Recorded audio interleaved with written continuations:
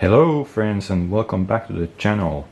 Sorry for the lack of content recently. I have been busy enjoying the summer weather here in Finland, which is a relatively rare occurrence. Talking about Finland, as you have probably gathered by now from all the stuff that's on the table and probably from the video title, today we have some Finnish items to show you, and more specifically ones that I got during my own service in the Finnish Defense Forces over 10 years ago by now. Of course, most of the items that you are issued you have to turn back in, but there were some smaller items that I didn't have to give back, and also some of these I have basically bought. Maybe we can just start from the center. So here we have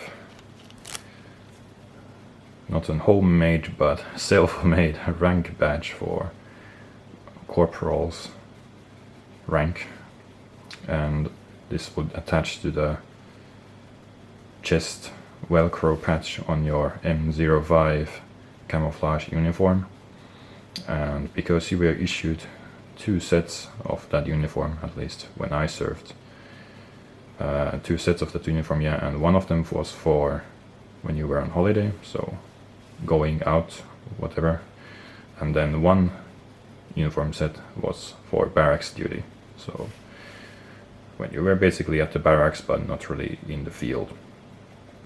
And so you had these 2 sets of uniform, or 2 jackets more specifically, which both have the rank patch velcro in the chest, and you were only issued basically one official rank plastic sleeve to then put these chevrons to.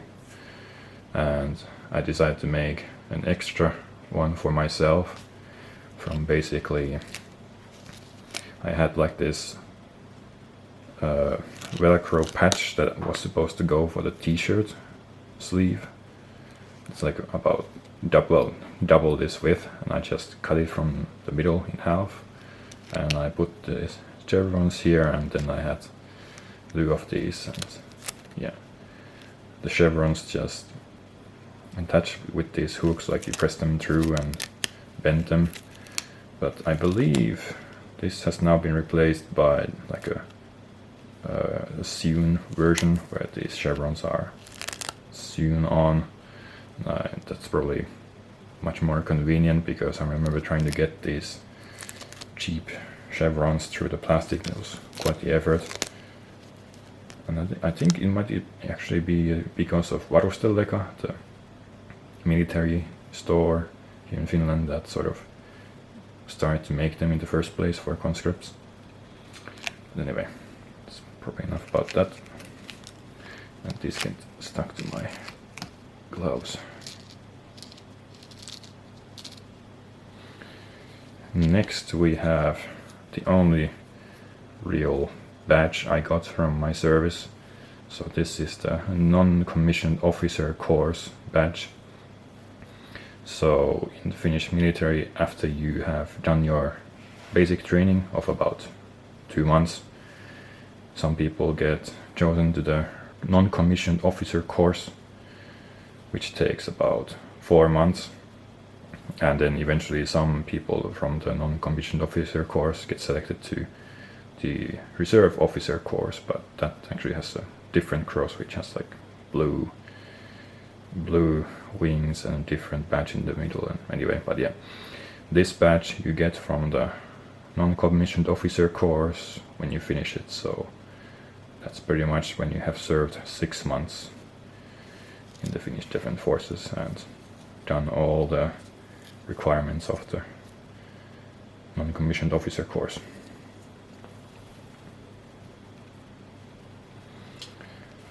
And that may be one of the more interesting items. And yeah, this is one of the items that you are allowed to take with you when you leave, since yeah, it's kind of your personal thing. But yeah, this same cross or badge, whatever you want to call it, repeats here on my puukko knife, which is also from the non-commissioned officer course.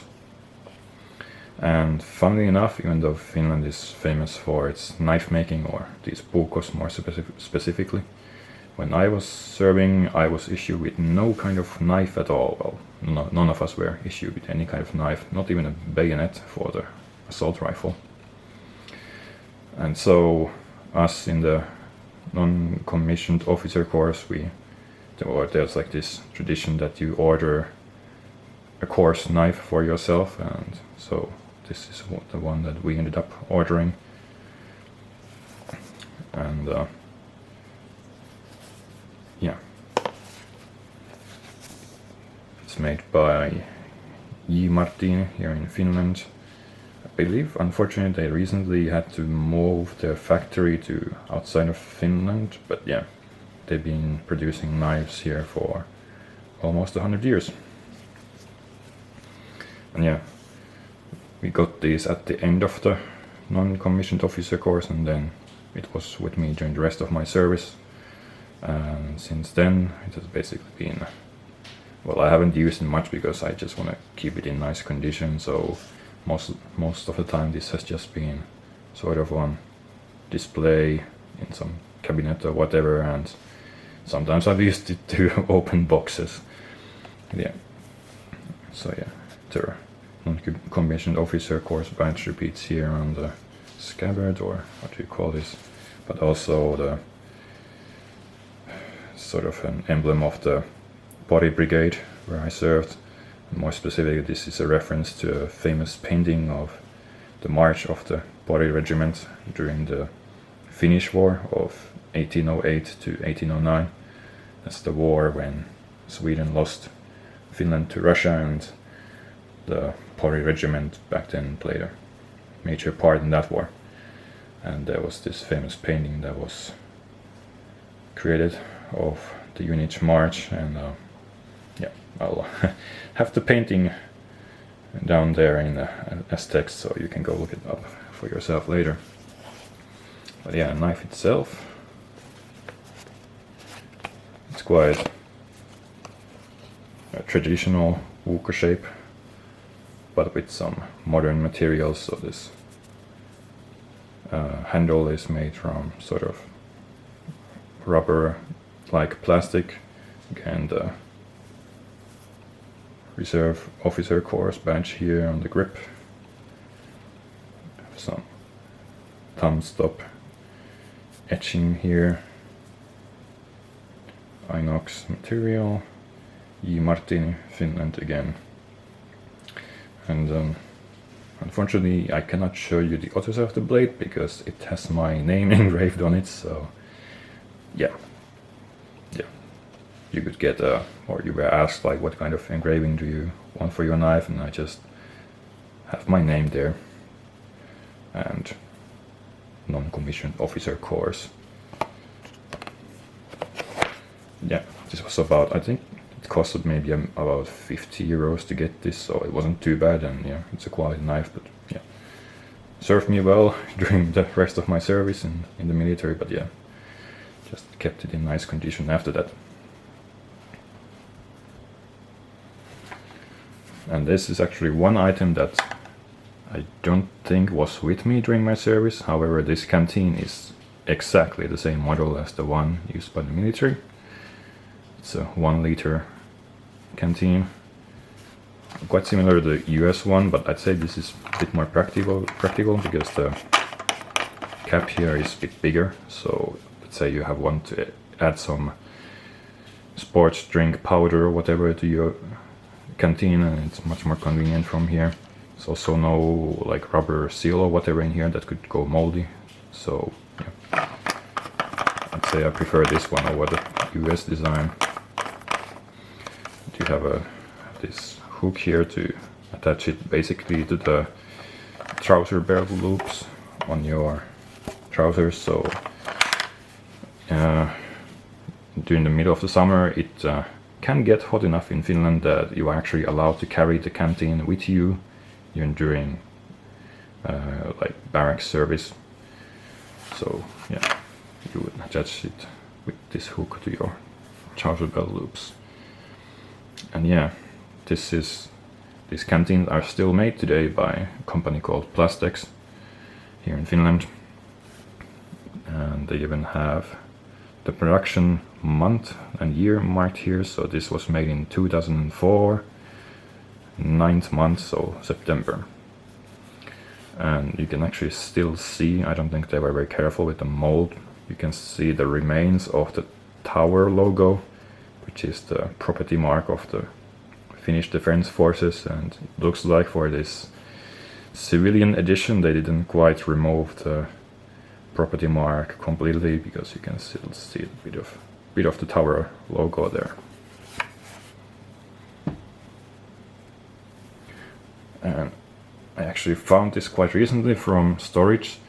This is a shoe polish, which I was issued with and only used, well, I guess one of the tubes that I was issued with, and this is still about half full or so.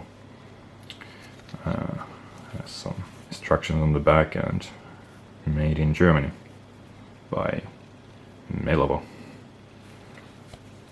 And yeah, one thing that you will definitely learn in the military is how to polish your shoes, because during the basic training we were not allowed to leave the barracks for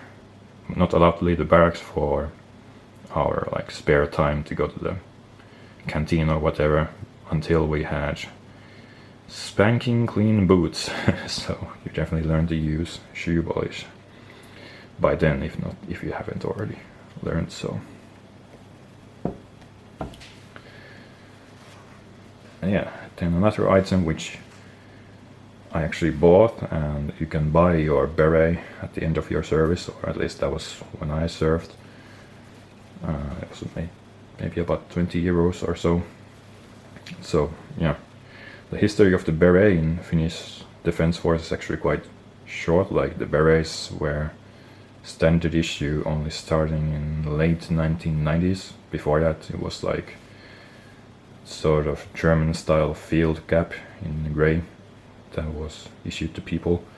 But then first the paratroopers, then the coastal Jaegers, and then the whole Finnish Defense Force got the berets in late 1990s.